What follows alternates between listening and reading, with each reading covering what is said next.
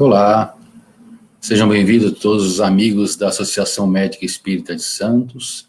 Eu sou o Wilson, faço parte do NUVET, do Núcleo de Veterinários Espíritas, aqui da nossa cidade, e hoje eu vou falar para vocês um pouquinho sobre a linguagem dos animais e a senciência, os sentimentos que os animais têm e expressam dentro da natureza, na sua forma de agir, na sua forma de expressar as suas emoções.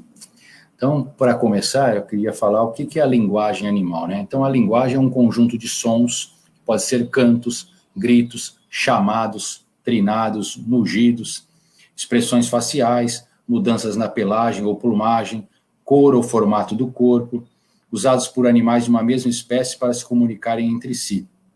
Então, ou seja, cada animal, dentro de sua característica, usa uma forma de se expressar. Por exemplo, se a gente olhar um cardume de peixes, a gente vai ver que os peixes não têm expressão facial. No entanto, existe alguma linguagem entre eles, porque se você olhar um cardume de peixes, ele nada perfeitamente sincronizado. Quando um peixe vira para a esquerda, o grupo inteiro vai para a esquerda. Se ele vai reto, se ele faz um círculo. Então, existe algum tipo de comunicação, algum tipo de sinal, talvez por vibração na água, a gente ainda não sabe precisar o quê, mas eles se comunicam, e de uma forma perfeita, porque todos respeitam a sincronia do movimento daquele grupo.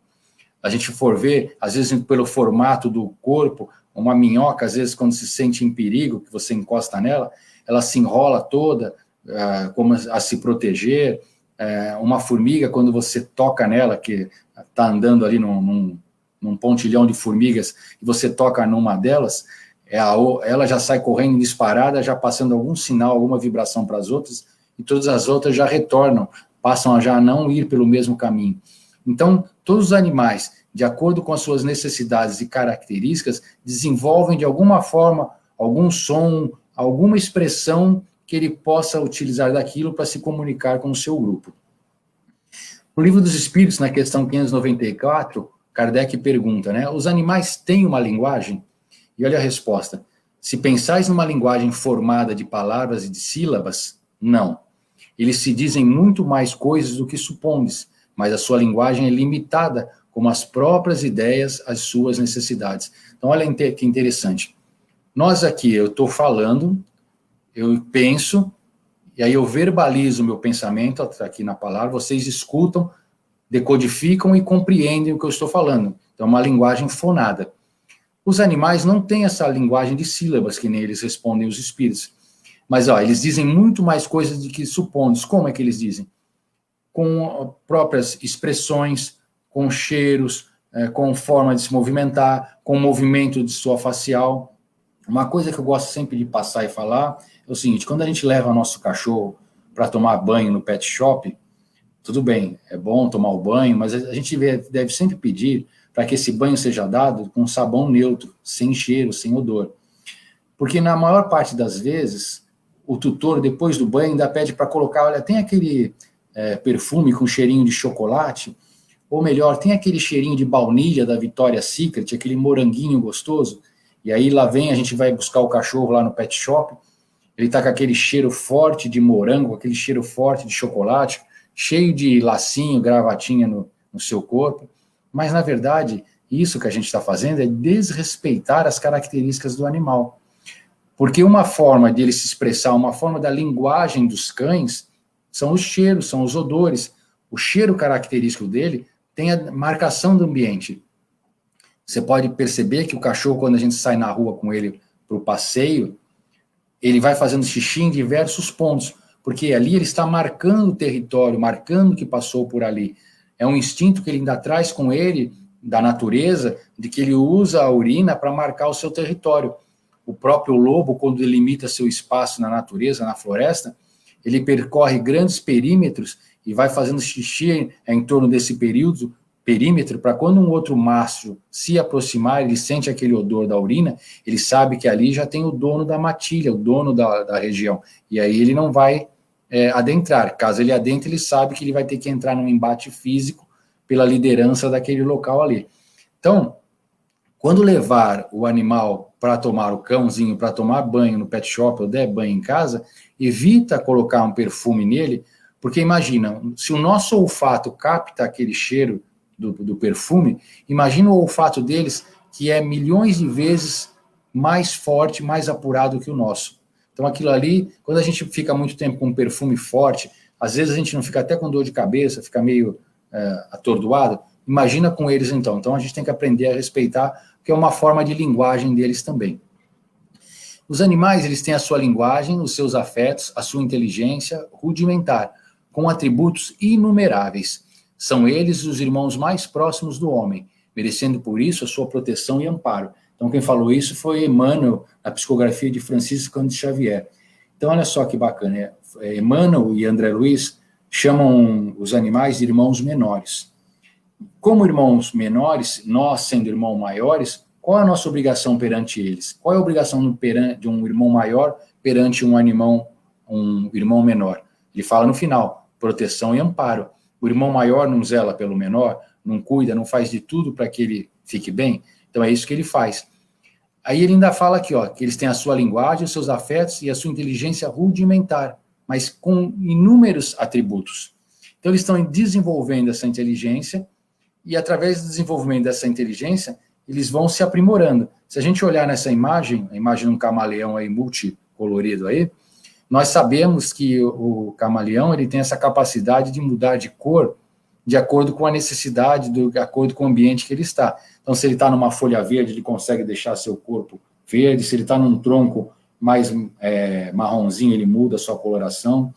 Se é uma fêmea, no momento de acasalamento, que está aceitando o macho, ela vai colocar uma cor atrativa para que esse macho chegue a ela. Se for um macho que esteja num embate, numa briga, numa disputa por território, ou numa disputa por uma fêmea, ele vai usar um outro tipo de cor. Então, cada grupo de animais, de acordo com a sua capacidade, de acordo com o seu desenvolvimento, ele vai usar uma forma de linguagem de expressar os seus sentimentos. No caso aqui, o camaleão é pela mudança de cores. Se a gente pegar o livro Evolução em Dois Mundos, de André Luiz, também psicografia de Francisco Cândido Xavier, ele vai falar no capítulo 10 sobre palavra e responsabilidade. E esse é um livro que eu considero assim muito importante dentro da doutrina espírita e que é um livro que merece ser estudado com muita calma e atenção, porque esse livro nos traz muitas informações que a gente precisa ponderar muito, pensar muito para ter o verdadeiro entendimento. Então ele fala para a gente, aperfeiçoando as engrenagens do cérebro, o princípio inteligente sentiu a necessidade de comunicação com os semelhantes, e para isso a linguagem surgiu entre os animais. Então olha só que bacana, conforme vai aperfeiçoando as engrenagens do cérebro, esse princípio inteligente que ele começa desde o mineral, que André Luiz também nos traz isso, no livro No Mundo Maior, que fala nos cristais a rolar na corrente do rio, ali já tem inteligência rudimentar, já tem ali princípios em desenvolvimento. Então ele fala, a partir do momento que essa inteligência sentiu a necessidade de se comunicar, surgiu a linguagem entre os animais. De início, o fonema e a mímica foram os processos indispensáveis ao intercâmbio de impressões, ou para o serviço de defesa, como, por exemplo, o sílvio de vários répteis, o coachar dos bratáquios, as manifestações sonoras das aves e o mimetismo de alguns insetos e vertebrados a se modificarem subitamente de cor, preservando-se contra o perigo. Então, olha só, no começo, só um fonema, a mímica, movimentos dos animais, simples piados, simples sons emitidos, para mostrar ali a sua posição de defesa, a sua posição de ataque, às vezes um bater de asas, às vezes uma passada mais acelerada, mas de alguma forma, esses animais, desde ali dos insetos, dos vertebrados, começaram a achar formas de expressar os seus sentimentos e as suas emoções para o seu grupo, demonstrando ali, através desses movimentos, desses sons, a sua liderança, a sua vontade, e assim foram se desenvolvendo. Contudo, à medida que se lhe acentuava a evolução, a consciência fragmentária investia-se na posse de mais amplos recursos. Então, olha só que interessante que ele ainda fala aqui.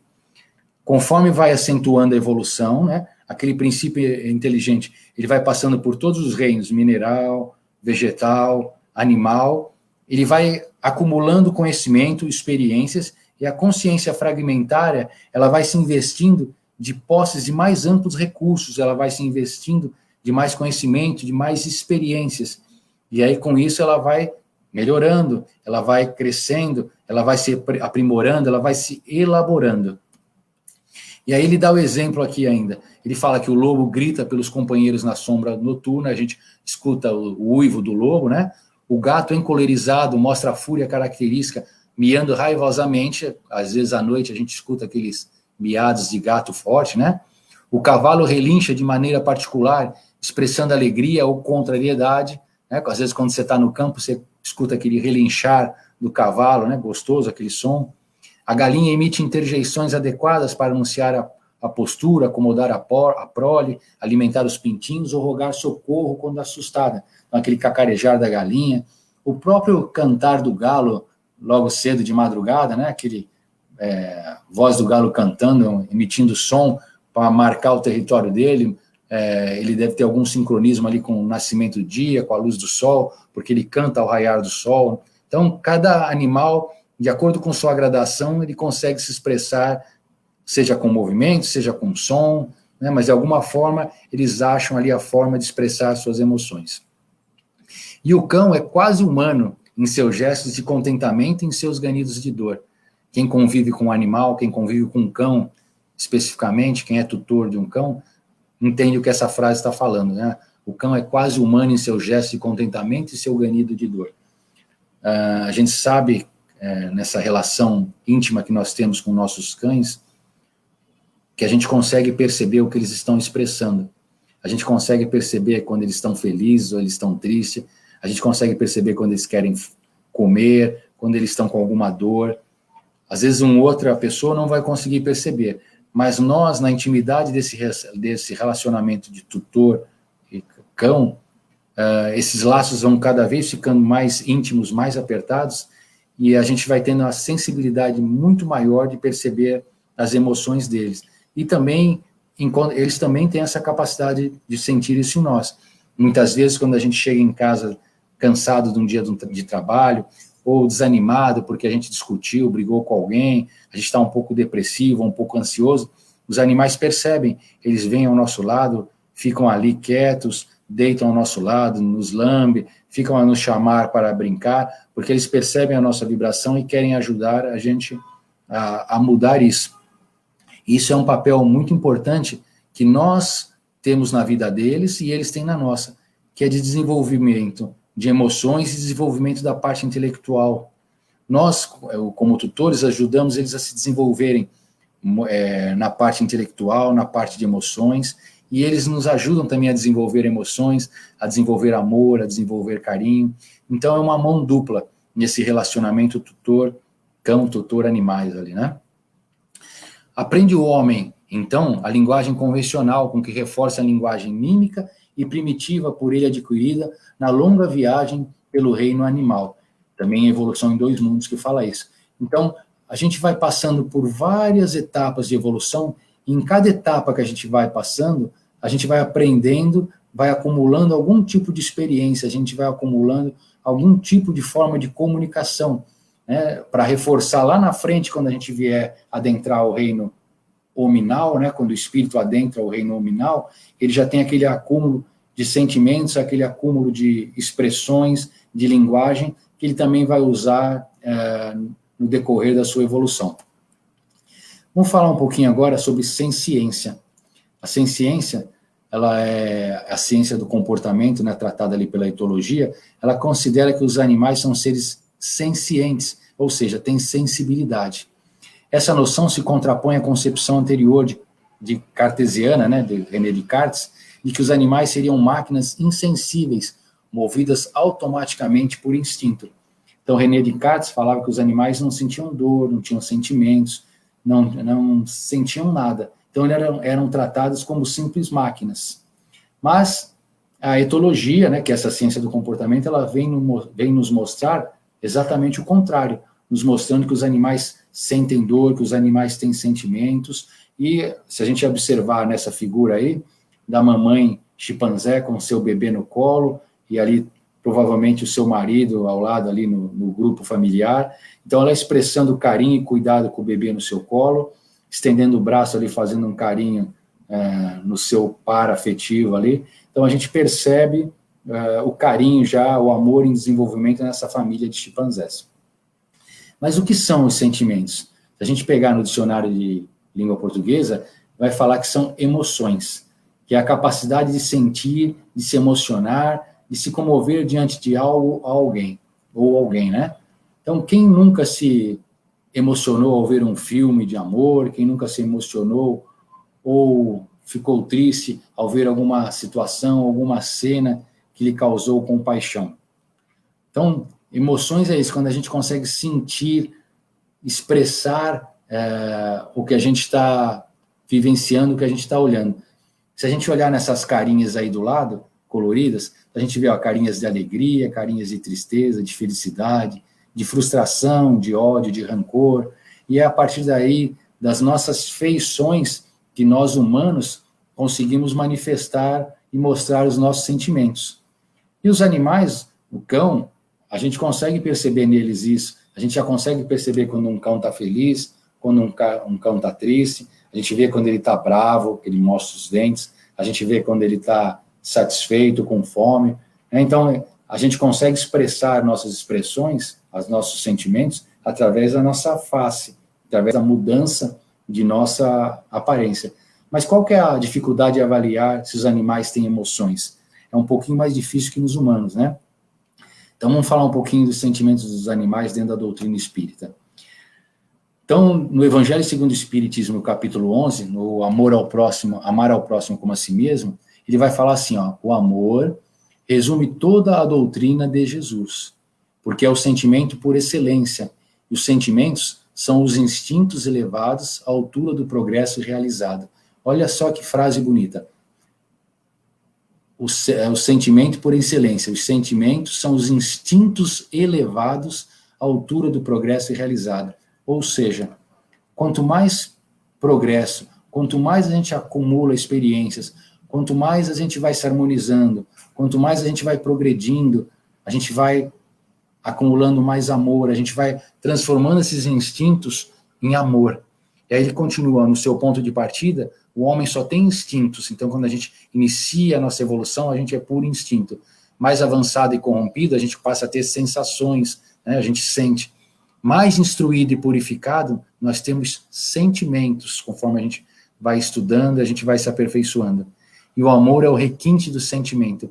Então, quando a gente consegue chegar no entendimento ali que o amor é a maior ferramenta propulsora do universo, e a gente conseguir vivenciar realmente o que Jesus falou, né? Ama teu próximo como a ti mesmo, através daquele amor condicional, a gente vai perceber que esse amor ali é o sublime, né? O amor é o requinte do sentimento.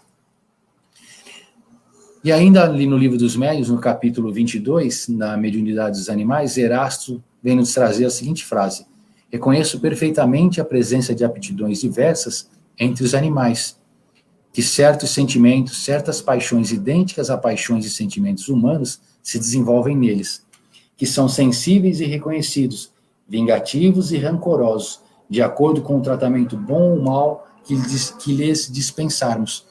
Ou seja, os animais são como nós. Se a gente é bem tratado, a gente fica feliz, fica alegre. Se a gente é maltratado, a gente fica triste, a gente quer devolver, né? A gente ainda não consegue fazer como Jesus nos falou, né, dar a outra face. A gente olha muito o argueiro no olho do nosso próximo, esquece da trave que está no nosso, então a gente fica apontando muito. Eu também queria aproveitar aqui para falar, por exemplo, sobre o pitbull.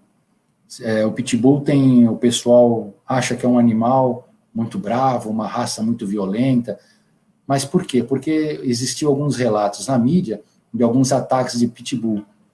Mas, na verdade, o pitbull, assim como todas as raças de cães e de animais, são animais dóceis, muito amorosos. No entanto, eles vão ser vingativos ou rancorosos de acordo com o tratamento bom ou mal que a gente dispensar a eles, e que foi o que acontece com alguns animais, alguns cães, que são treinados para de acordo com o mau uso do livre-arbítrio de seus tutores, para brigas, para rinha, né, para se tornarem animais violentos. Mas, na verdade, todos os animais na natureza são animais dóceis. Se a gente for ver os animais na natureza, os que são carnívoros, eles só matam para se alimentar. Eles não matam por seu bel prazer, por matar, simplesmente para mostrar liderança. Não. Eles vão matar quando eles têm necessidade de alimentar o seu grupo, e assim eles vão caçar. Fora isso, eles não vão matar e não se manifestam de uma forma violenta.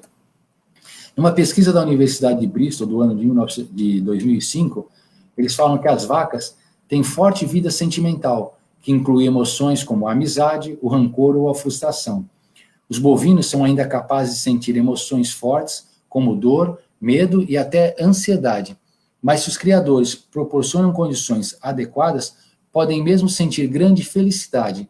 As vacas dentro de uma mesma manada formam pequenos grupos de amizade, com que passam a maior parte do tempo, cuidando-se entre si. Também podem não gostar de outras vacas e alimentar rancores durante meses ou anos. Então, olha que interessante.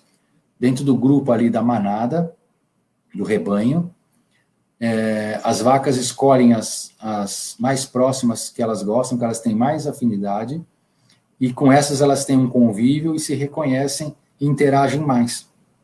Assim como nós fazemos os nossos grupos na sociedade, no trabalho, na escola, no próprio grupo familiar. Existem aqueles que a gente tem mais afinidade, com que a gente se relaciona com mais proximidade. Muitas espécies nos demonstram as suas elevadas qualidades, exemplificando o amor conjugal, o sentimento de paternidade e o amor ao próximo. Nos fala isso Emmanuel no livro, o mesmo nome dele, né, nesse livro de capa verde, Emmanuel. Então a gente olha ali aquela patinha ali com todo aquele grupinho de filhotes, talvez ali está se dirigindo para o lago, ali para uma natação. A gente vê nessa expressão da girafa, uma lambendo a outra. Então a gente vê ali um ajudando o outro, o amparo, o amor conjugal, o sentimento de maternidade da patinha. Então a gente já vê isso em várias espécies dentro da natureza, já mostrando as suas elevadas qualidades de amor. No livro A Gênese da Alma, de Caibar Schutel, ele vai falar um fato sobre as abelhas, né? Ele fala que certo dia observava uma abelha que, caindo em uma vasilha de água, perdera os sentidos devido à sua longa permanência no líquido e os esforços de sua luta contra o naufrágio. Logo depois, chegou ao local diversas abelhas, talvez da mesma colmeia, cercaram a companheira de todo cuidado e conseguiram retirá-la da água, não cessando de lhe prodigalizar carinhos até que obtiveram o seu completo restabelecimento. Então, vê, um grupo ali de abelhas, já mostrando o cuidado e o zelo para com todos do seu grupo. Ela caiu na água, elas perceberam que ela ia morrer, e elas fizeram de tudo até que conseguiram retirar da água, reavivaram ela e ficaram com ela até o seu restabelecimento, que ela pudesse voltar ao grupo.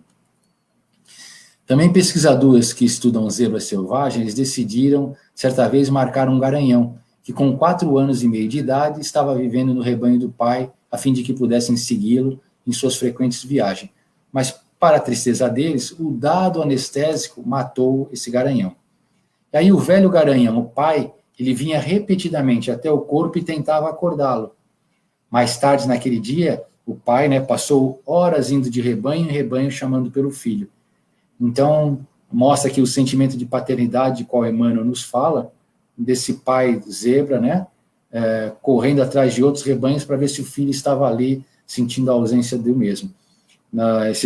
Essa citação é do livro Quando os Elefantes Choram, que fala sobre a vida emocional dos animais.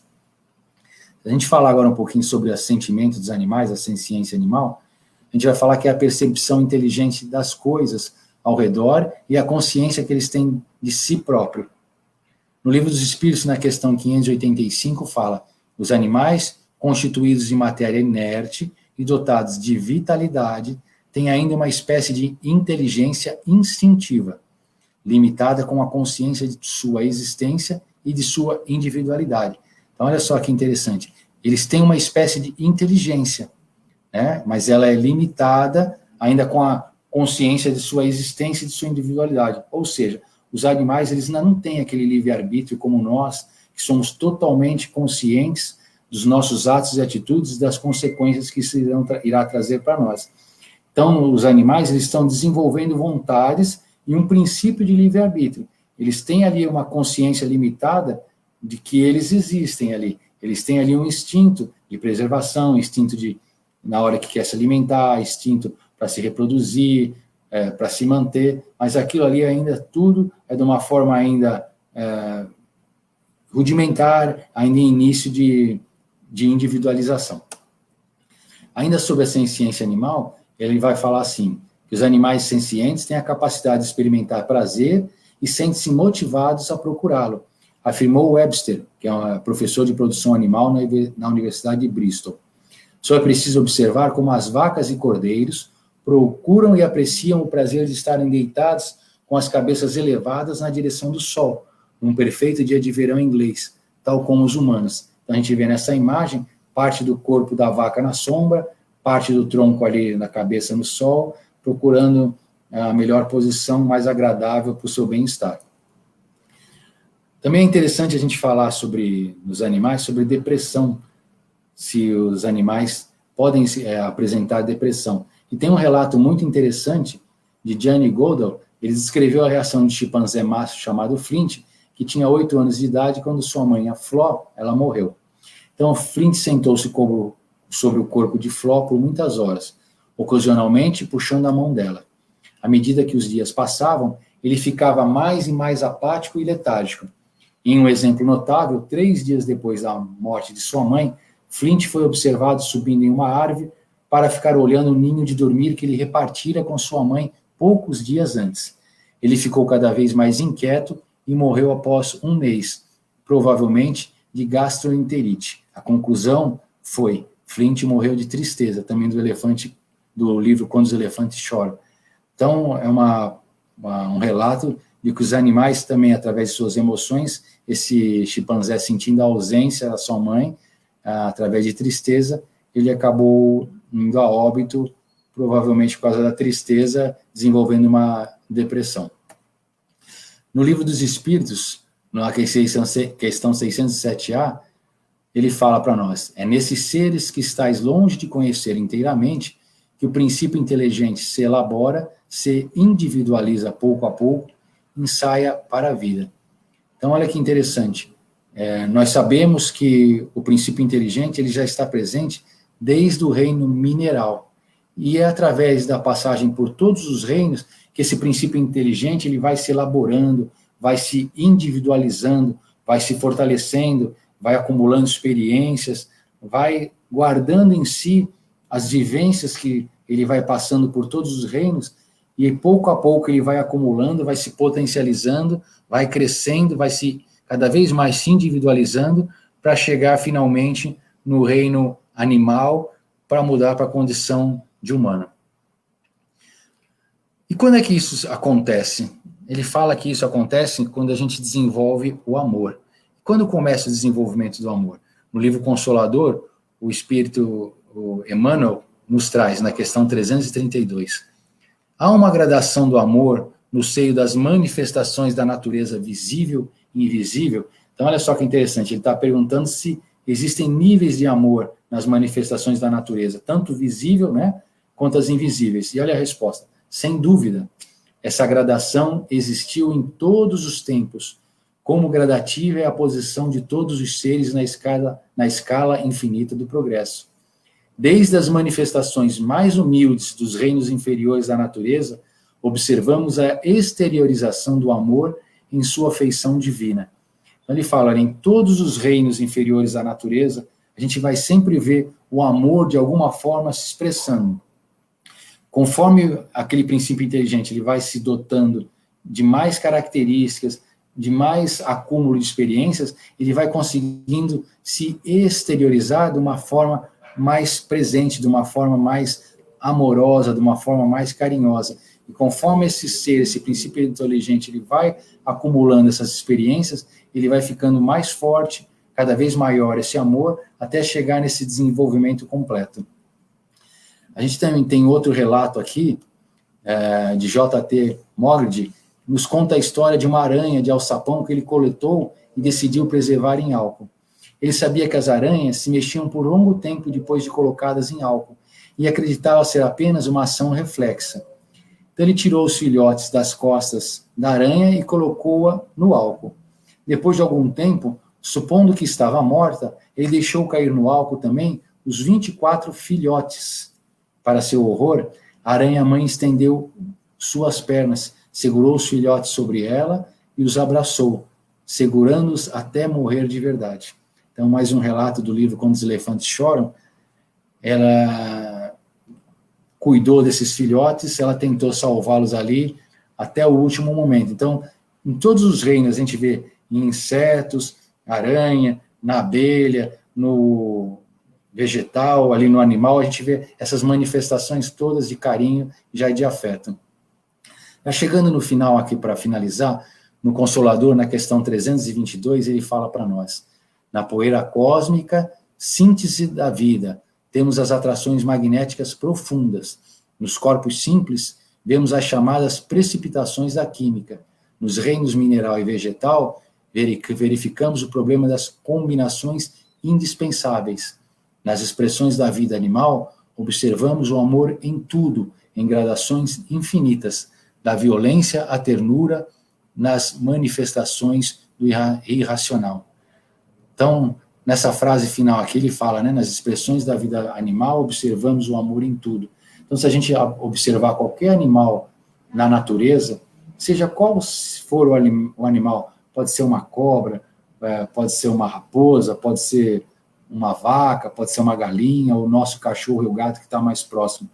Mas a gente sempre vai perceber as gradações, desde momentos de violência até momentos de amor, nas suas manifestações. E eles vão manifestar cada vez mais amor, cada vez mais carinho, na mesma proporção que nós dermos e oferecermos isso a eles. E esse é o nosso papel, ajudá-los a se desenvolver, ajudá-los a crescer, a ajudar que aquele princípio inteligente cada vez mais se aprimore ali naquele ser que está ao nosso lado.